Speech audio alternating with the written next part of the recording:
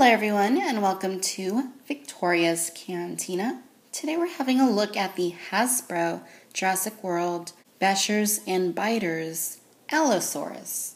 Allosaurus is part of the Wave 2 Bashers and Biters assortment. And as you can see, features the same packaging style as we have seen with Wave 1 as well as most of the other Jurassic World dinosaur toy lineup. What's kind of funny about the figure on this one is it kind of looks to me like it's ice skating. Back of the packaging gives us a look at the Allosaurus toy, which looks to have a paint scheme that is a little bit more natural looking.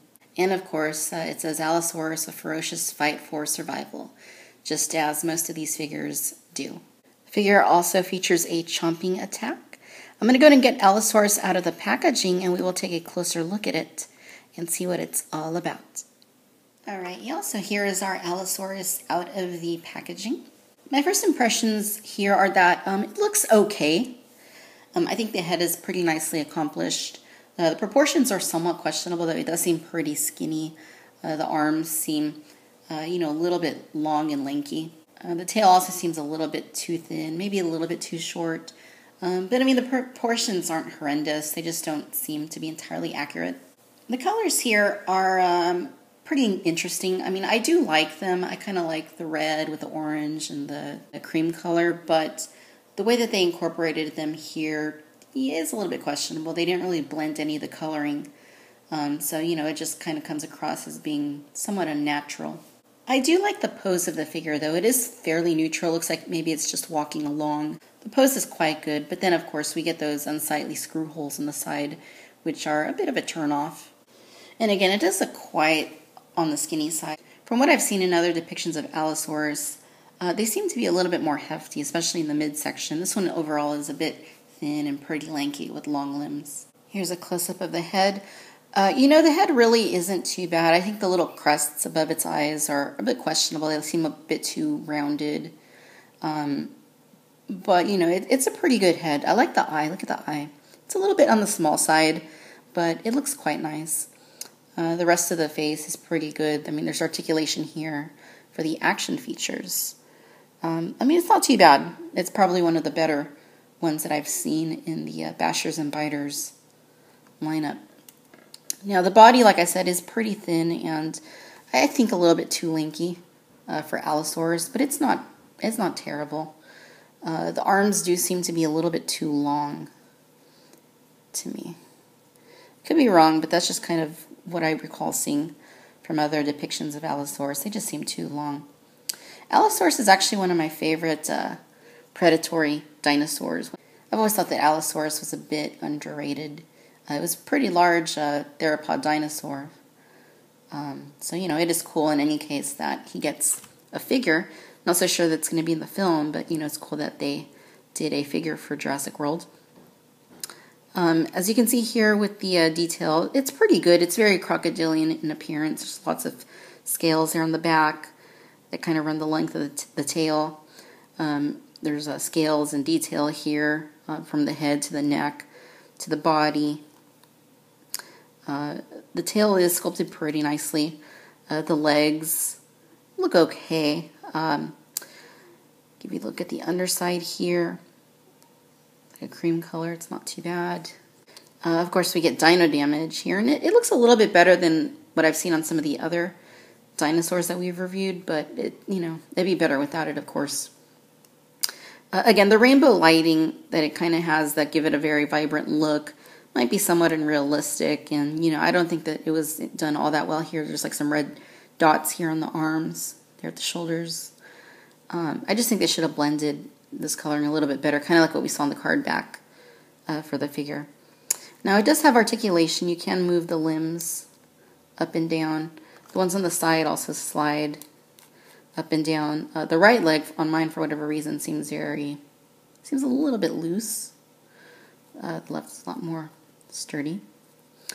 And if you look at the feet there, pretty nicely done, but I think the coloring kind of washes out a lot of the detail.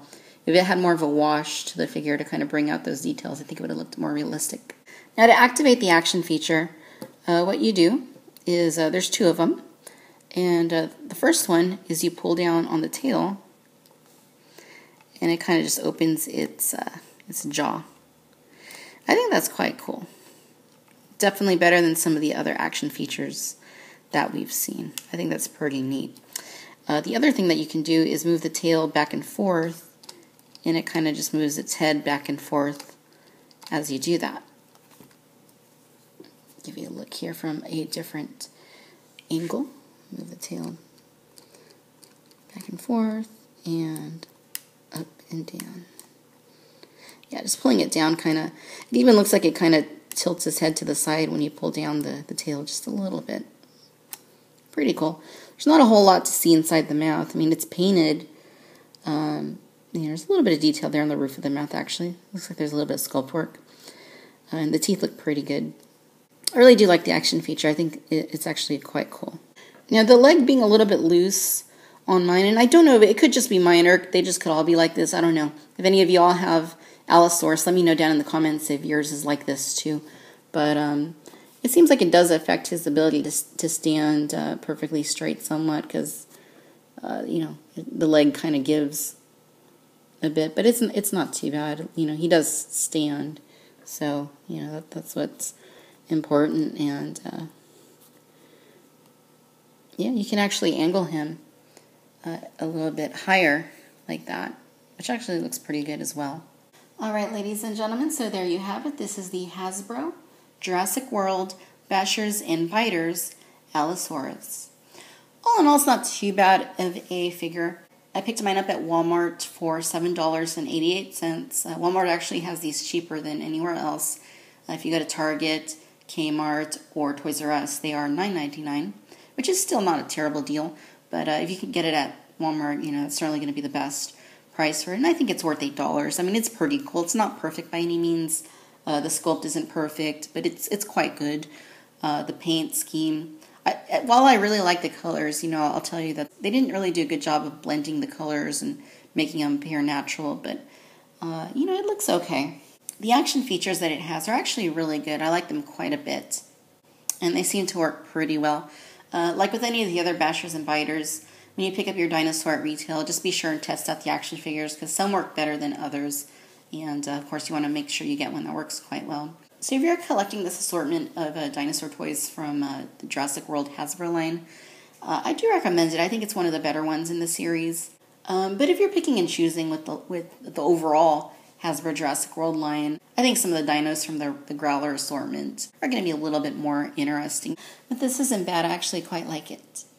All right, you guys, stay tuned because we have more reviews on new Jurassic World dinosaurs coming up very soon. Thanks for watching Victoria's Cantina. Till next time. Bye-bye.